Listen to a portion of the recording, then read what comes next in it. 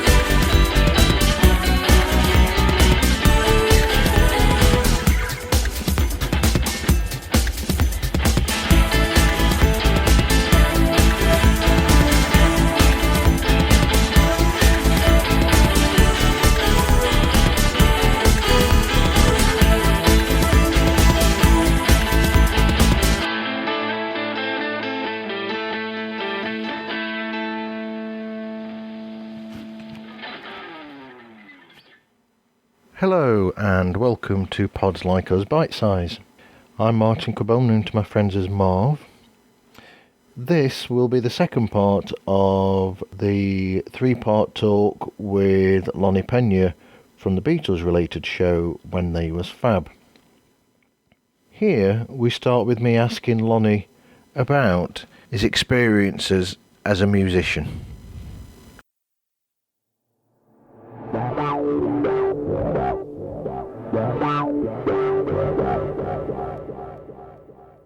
So you've played in bands over the years as well then, and I'm guessing gigged in various places? Oh, yeah. I played, I don't know how many, when I was 16, 17, played in neighborhood bands, played at community centers, played at a park in Houston, all in Houston. In the 80s, I played in several bands, a cover band in the early 80s called the Hypocrites. We played new wave, and later in the 80s, I played at a band called The Outlets, and it was an all-original band.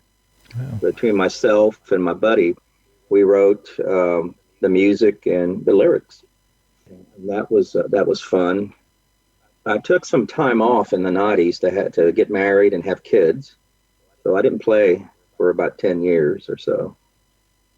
And then the last decade, 2003, with my buddies that were in the Hypocrites, the early 80s band, we got a reunion together. And so it was Hypocrites Y2K. And then still play with those guys, My songwriting partner is named Leon. We still write music to this day. Yep. And we just play. We play at festivals. We played at charity events. And anywhere that they would have us, we'll play on the sidewalk if we have to. Cool. So it's fun. It's nothing like, there's just no feeling to me playing music in front of a live crowd, which I hope we get to do so again soon. Me too. I hope so as well. It's awful not being able to go out and see live bands at the moment. Yeah. So hopefully that will change soon with the vaccine as it's being distributed. But I miss live music. Miss it a lot. So, and any stories of you supporting any big bands or bands on the way up that you've made friends with during those times? Oh no, we just played local, a lot of regional bands, but we played at a club in Houston, Montrose area, and I can't remember the band's name. Darn, they would play there, but we never played with them. They went on to have a big hit at the time, but I for some reason I'm a blank. Sorry, Marv. That's okay. The lead singer had a mohawk, and I just can't remember the name now. But they had a couple of hit records back in the 80s. Wow. But yeah, no one notable. It was all local, regional stuff, and just to have fun. At one time, I thought I was going to be a rock star, But I ended up being a rock star only in the cul-de-sac where I lived. And that was it. Yeah, it's like I say on my Instagram page. I've put security officer at night, rock star when time allows me, something like that. Yeah, I worked security, Marv, for many years. Yeah. For many years, and I think I was most creative while being a security at a manufacturing plant. Yeah, that many hours that I worked night shift, and so you had a lot of time. I had a lot of time, at least, to be creative and to write music, and so forth, write lyrics. Those were fun times. Absolutely. I miss those times when I used to be on a site like that at night, and I could take advantage of that time, which I can't do in my present job. Yeah, so I would work night shifts from 6 p.m. till 6 a.m. and we get a lot of hours back in the day.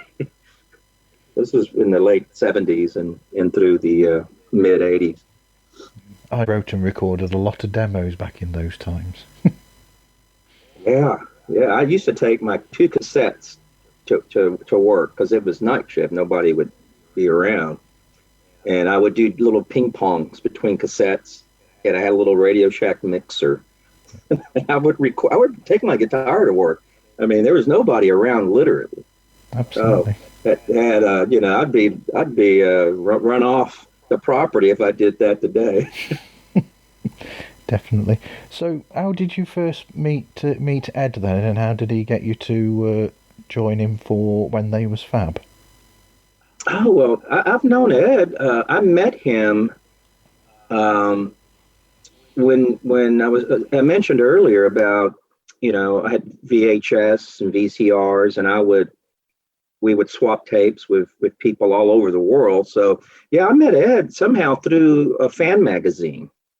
And I just can't remember which magazine, but he happened to be Houston, and so I met up with him and we swapped tapes. He had some videos I didn't have, and so forth. That's how I met him.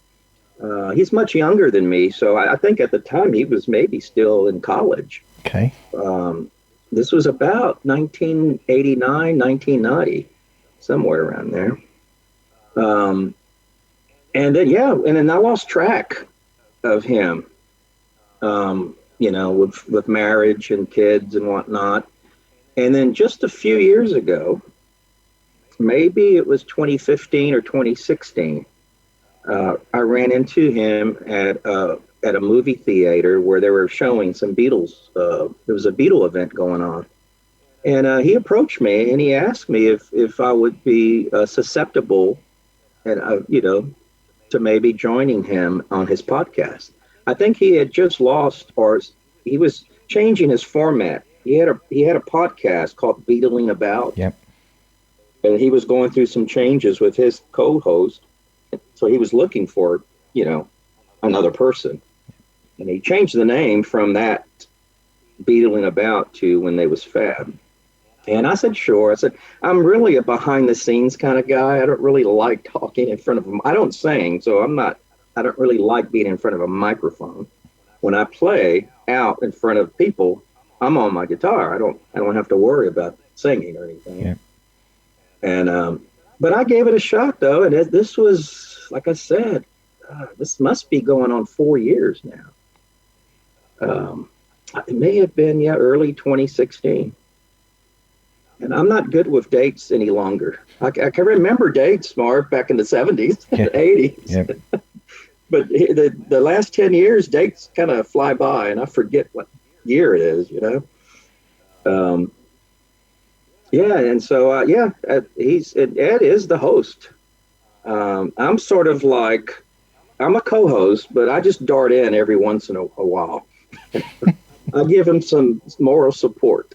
And we just chit chat. I mean, it's just a conversation that we have on those topics that we decide to do. Had a little rough year last year, with my move. Yeah. to California, and I lost a few people, not to COVID, but to other things. So I wasn't able to make as many shows as I wanted to last year. So hopefully this year to be smoothed out a little bit, and I can continue to support the co-host position with the show. I think one thing that's changed recently that's helped is the addition of Ethan Alexanian, and I think that that's made the conversation seem to me, when I listen to the show, freer, where now all three of you are just chatting away like three friends chatting about something that you love. Yeah, absolutely. Absolutely. And Ethan, I tell you, he's a young man. I don't think he's 18, maybe 19. And I mean, he knows his stuff. He does. He knows his music. And what amazes me is it's not music that, of the last 20 years. It's music from the 60s, 70s. So he's impressed me. Let me just say that. He's really impressed me. He's a fine young man. Absolutely. And then we have guests, every once in a while we'll have like your show, you have guests obviously every week or every episode, and we try to have a guest on that we can interview, and that helps. That sparks things up and makes things interesting. And Ed has done this show every week. It's a weekly podcast. Yeah. And so I have to hand it to Ed. That's pretty amazing. If I had to do a show myself, it would not be weekly. No. I would get bogged down with production because it's not right. I would always think something is wrong. It's not perfect. That would be my problem. Well, Ed is very good at what he does with producing the show and put it together. You know how you, because I know that you record over Zencaster and then he takes those separate files and then he edits those together. I mean, what he does with those files is brilliant, really. And the fact that he does it every week, and he's done it now for I think 6 years, including the Beatling About days. Yes, that's amazing to never miss a week in all that time. It's very focused, and like I said, I couldn't do that. So my hat's off to him for, his passion. You got to have a passion for it, but also the focus on being able to do that, because that does take time, as you know, in post-production. I think one of the shows that may be coming out soon, he told me that there was a lot of edits, like 300 edits. Yes, yeah. In the show, and it's like, wow. And he can do that. That's pretty amazing. I'll just scrap it, I get so frustrated, I'll probably scrap it and say, let's do it again. Yeah, because I remember when I did that show, that episode of When They Was Fab, with Ed, when you weren't around, and and so we were recording it, and I was actually doing songs while we were recording it, and then I could hear the quality of it myself while we were recording it. And I mean, this is sort of like moving away the curtain so that people can actually see what goes on. Then I actually re-recorded those clips separately, and then sent those as separate files to Ed so that he could actually put them in, edit them in where they should have gone in the program. And okay, I see. Yeah, I see what you mean. Yeah, you gotta have to re-record it. It's kind of like what Paul McCartney did with Wings Over America. It wasn't actually live. What? I know, but it's still a great album. Oh, I love it. I was at the concert in '76. Saw May the 4th. Can't remember now. May the 4th, May the 5th, 1976, in Houston, Texas. Best concert up to that point. It was one of the best concerts I've ever been to. First time I ever saw a laser light show, and it was awesome. It was an awesome concert. Got to see the Beatles the first time. So when were you first introduced to music then, and what sort of music were you introduced to? Well, I was a teenager. Yeah. I wasn't into music in the 60s. When the Beatles appeared on Ed Sullivan in February the 9th, 1964, I was 5 years old. Yeah. And I don't remember seeing it. I'm sure I saw it because every TV in America, our family watched Ed Sullivan. But I don't remember that at all. I do remember the following year when they played on Ed Sullivan in 1965. I was 6 years old, Yeah. soon to be 7. I clearly remember that, but again, I wasn't into music. I was into, G.I. Joe. I was into playing, outside with my friends. Yeah. Although my 2 older brothers, much older than me, were jazz musicians, I never did have a liking for jazz, although I do now. But back then I didn't. And my sister, who's much older, she loved Motown. So that was always in my house, jazz and Motown. But no, it wasn't until I was 13, and that was in 1971, when for Christmas, my parents bought me my first record player. Okay. It was a Philco. It was made by Ford. Yeah, Ford made record players. Yeah. I got record player, and then I got my first albums were Harry Nilsson Smilson, Yeah. Santana with the outreach hand cover, Isaac Hayes, the soundtrack to Shaft, Yes. and Jesus Christ Superstar, a double album. Wow. Those were my first albums. Wow. Yeah. And then my brother that year for Christmas, he gave me the guitar, his guitar, that Ventura Gretsch copy. And I was into a lot of progressive rock, Yes, ELP, Genesis, back with that when Peter Gabriel was with Genesis. I love those music. Anything with a synthesizer, Marv, I was into. There was a band called Flash. I don't know if you ever heard of this band called Flash, but it was some members of Yes that were previously with Yes in that band. Oh, yeah. Yeah. Yeah, I have all their albums. They did like 3, I think, in the 70s. But things changed, though. In the fall of 1972, I went to a flea market, little rummage sales, and with a buddy of mine, and we came across a vendor selling albums. And so my buddy put a used album of Meet the Beatles. Okay. And I looked over, I said, what is that? He said, what's the Beatles? Oh, yeah, I remember the Beatles. I remember listening to the music when I was a kid. I Want to Hold Your Hand, Hey Jude. It would play on the radio. Yeah.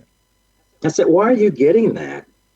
And my buddy had an older brother. He says, well, I broke my older brother's copy years ago, and I'm going to buy this for him.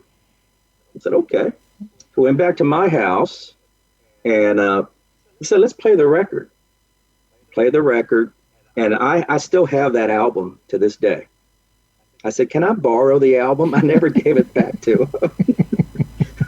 And that's 72, fall of 72. That changed my life right there. Yeah. I fell in love with that Meet the Beatles in 72. How many years is that? 6, 7, 8 years after it was released. Wow. And by 1973, I bought all the Beatle albums. Had them all. Some were new, some were used. Some were on Apple label, some were on the original Capitol label in the States. There were more albums in the States than in Europe. Yeah. And had all the solo albums up to that point. By 73, I had purchased, Red and Blue album came out. And I think in April, by May, Red Rose Speedway was out. And so then in that summer of 73, there was George Harrison's Living in Material World. Yeah. And John Lennon later that in the summer, I think it was Mind Games. And then the Ringo album, the famous, it was supposed to be a reunion with the Beatles. They all contributed to it. Yeah, I never looked back. From 73 on to today, that's been my passion, that music. And everybody who knows me knows the music that I like. So that's amazing then, because then, so 71, 72, 73, you went from not having anything music at all to all of a sudden, within the space of less than 3 years, being 100% into music. Yeah, and those were teenage. I was a teenager, 13. I was coming to maturity, I guess, and seeing the world in a different way. In 71, my hair was parted to the side. By 73, my hair was in the middle, and I let it grow down to my shoulders. I was a hippie. As you do. I was a hippie. There may be some photographs of my hair, down to my shoulders somewhere. And that waist was what, 28 waist? Wow. Or 26-inch waist. Those were the days. And I think I weighed my weight was every bit of, maybe 115 pounds. Wow. Which I don't know what that would convert to. No, I don't actually either. No. It wouldn't be much, believe me. But yeah, I was highly influenced by music by that point, and I play rock because it was easy, right? Okay, yeah. 4 chords, 3 chords, really. E, A, and D. It's all you need. So you weren't interested in learning some of those jazz chords, then, as they called it? Well, my brother, he gave me the guitar, and I think a couple of weeks later he came by and he was going to give me some music theory, because both of my older brothers can read music. Okay. Like they're just amazing. And you know what? It just went over my head. I said, I can't do this. Triads and some kind of other stuff. And, every good boy does fine. What's the FACE? Oh, every good Memorize boy. the notes, on the staff. I said, heck with it. I cannot do that. It takes time. And I want to be able to play now. Yes, yeah. They're trying to teach you melody, and you're saying, just give me the chord so I can play the song. Yes, just play the song. That was the beauty of the Beatles. I could, I had 45s on the record player, and I played the song over and over. Day Tripper. I remember playing Day Tripper and learning the intro and picking up the needle and starting the needle back at the beginning again, over and over till I got the notes just right, and then I could play along with the song. That was the beauty of it. Absolutely. It's the things we did back then. I remember the first time I learned how to play Junk by Paul McCartney. I was so excited, because that is not an easy song to play. But no, it's not. It's not. I played it before. Yeah, I was playing it back when it came out, and I picked up that album a couple of years after it was released. Picked that one up, and then Ram. I love Ram. That is one of my favorite McCartney albums. There's a lot of memories other than the music that is associated with that album for me back in 72, 73. So it's just not all about the music. It's about the memories and the time of the people and relationships. So that's one of my favorite albums for many reasons.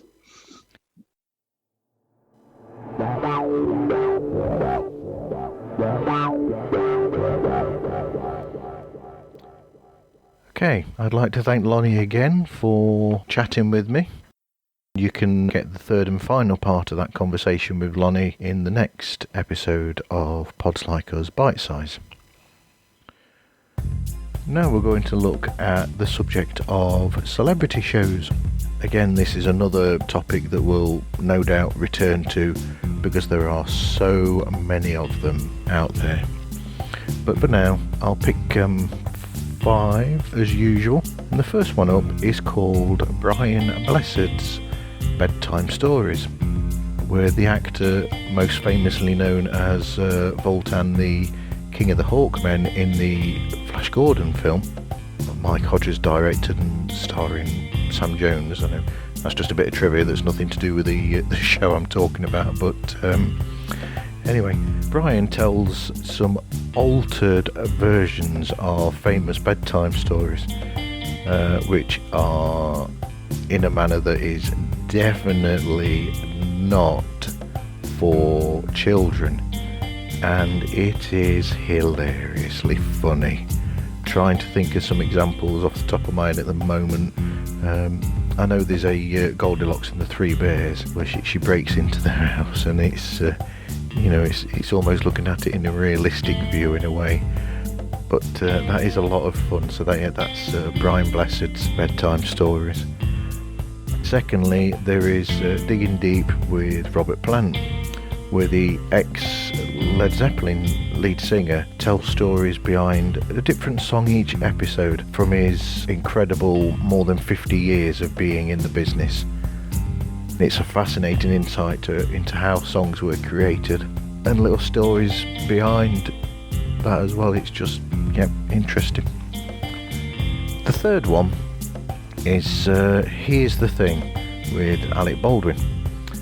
This sees the actor Alec Baldwin speaking with a different person each time to find out what's happened in that person's careers to make them who they are, give them the career that they've got, and occasionally it goes into difficult times in their lives, which the title sort of alludes to really, because that is the thing.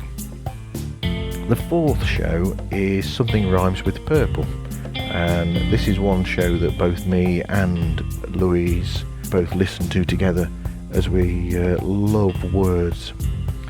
In this programme, the celebrity raconteur Giles Brandreth, who's also chairman, I think it is, of the British Scrabble Championships or something like that, I can't remember exactly, along with the lexicographer Susie Dent, they delve into the history of words and also try to bring some old words back by suggesting to people that they start using them again.